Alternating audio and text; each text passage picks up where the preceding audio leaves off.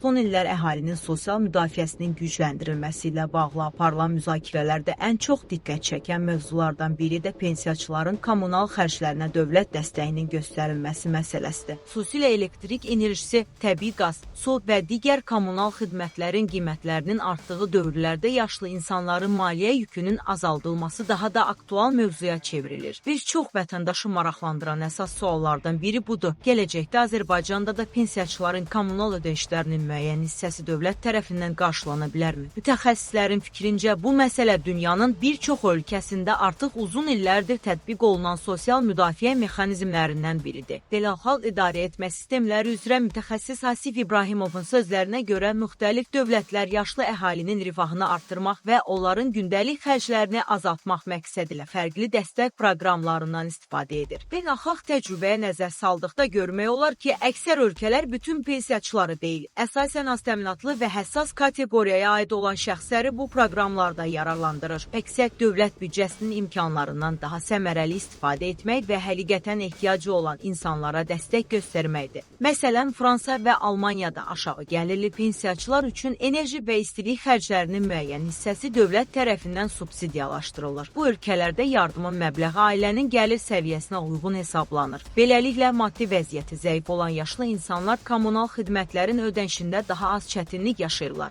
Böyük Britaniyada isə uzun illərdir tətbiq edilən xüsusi proqram fəaliyyət göstərir. Bu proqram çərçivəsində yaşlı vətəndaşlara qış aylarında istilik xərclərini qarşılamaq üçün əlavə maliyyə yardımı ayrılır. Proqramın əsas məqsədi insanların soyuq mövsümdə enerji çatışmazlığı ilə üzləşməsinin qarşısını almaq və onların yaşayış səviyyəsini qorumaqdır. Ekspertlərin fikrincə Azərbaycanda da gələcəkdə bu istiqamətdə müəyyən addımların atılması mümkündür. Bunun üçün ilk növbədə sosial müdafiə sisteminin imkanları, dövlət büdcəsinin vəziyyəti və pensiyaçıların sosial ehtiyacları nəzərə alınmalıdır. Xüsusilə aşağı pensiya alan və tək yaşayan yaşlı vətəndaşlar üçün kommunal ödənişlərdə güzəştlərin tətbiqi sosial baxımdan mühüm dəstək hesab edilə bilər. Bununla yanaşı mütəxəssislər qeyd edirlər ki, belə proqramların tətbiqi zamanı şəffaflıq və ünvanlılıq prinsiplərinə xüsusi diqqət yetirilməlidir. Yardımların həqiqətən ehtiyacı olan insanlara çatdırılması həm sosial ədalətin təmin olunmasına,